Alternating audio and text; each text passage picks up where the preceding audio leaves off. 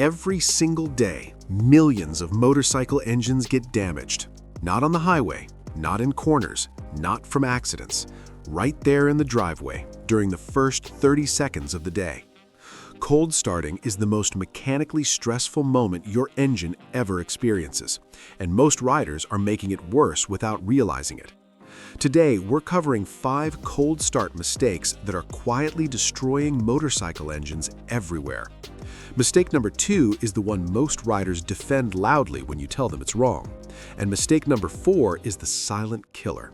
No noise, no warning, just gradual damage building up every single morning until the engine tells you about it in the most expensive way possible.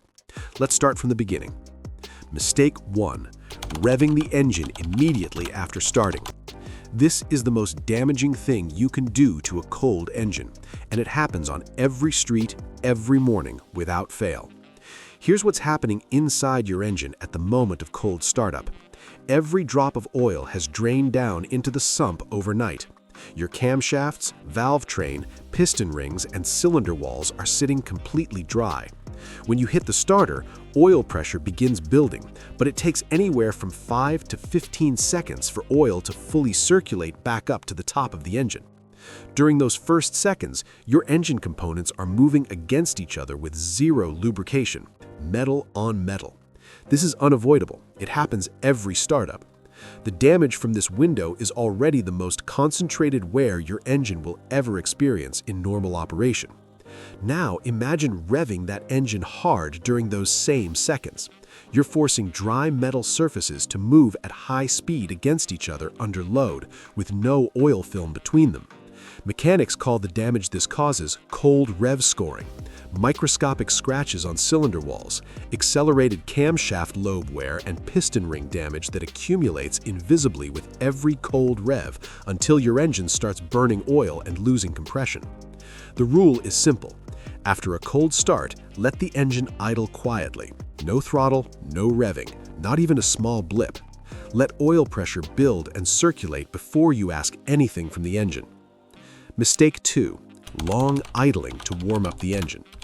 This is the one most riders argue about because it feels responsible, it feels like proper care, and it's one of the most misunderstood habits in all of motorcycling. The belief is straightforward. Let the engine idle until it's fully warm before riding. Logical, reasonable, and significantly wrong. When your engine idles cold, your fuel system runs a richer mixture, more fuel, less air, to compensate for cold combustion conditions. That excess fuel doesn't fully burn.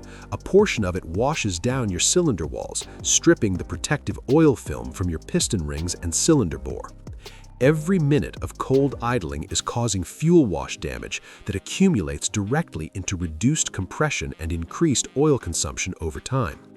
But here's the second problem. Long idling doesn't even accomplish what riders think it does. Your engine only reaches full operating temperature when it's moving under load, when coolant or air is flowing properly through the system. You can idle for 20 minutes and your engine is still not genuinely warm.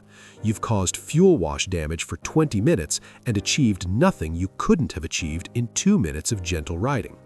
The correct approach is 60 to 90 seconds of idle, enough for oil pressure to build and initial temperatures to rise slightly.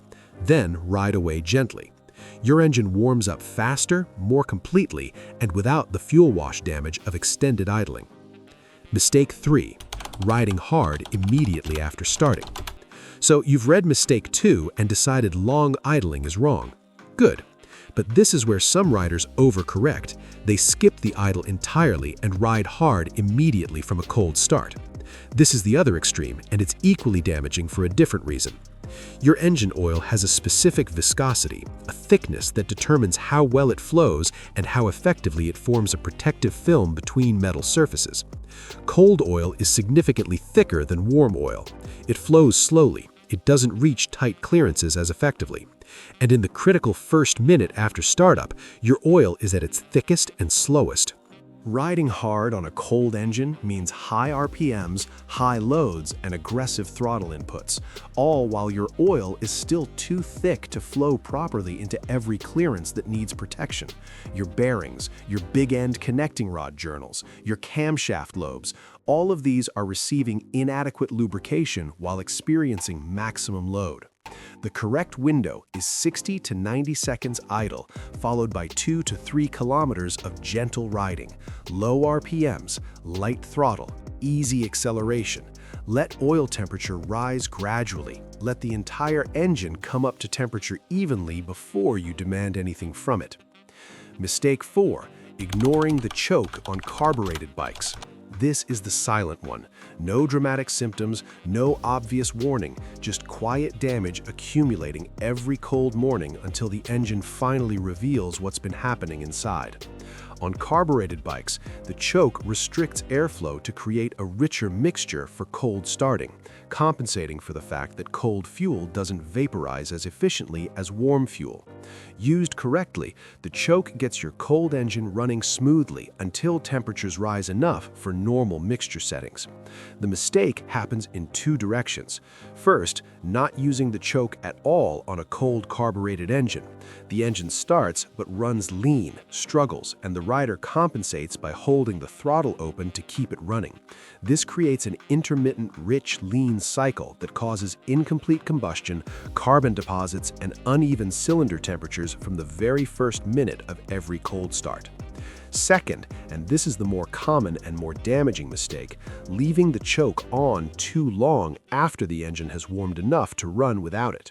A choke left on past its necessary window keeps the mixture running rich continuously.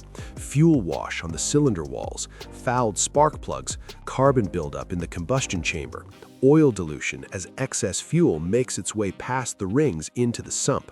Your choke should come off the moment the engine runs smoothly without it, not 5 minutes later, not when you reach your destination, the moment it no longer needs it. Learn to read your engine's idle note. When it smooths out and stabilizes, that's when the choke comes off. Mistake 5. Cold starting with low or old oil. Everything we've discussed so far, the oil starvation at startup, the metal-to-metal contact in the first seconds, the lubrication demands of a cold engine, all of it assumes your oil is at the correct level and in acceptable condition. Riders who start a cold engine with low oil level are compounding every vulnerability we've talked about. The oil that needs to circulate from sump to camshaft to cylinder walls in those critical first seconds, there's less of it.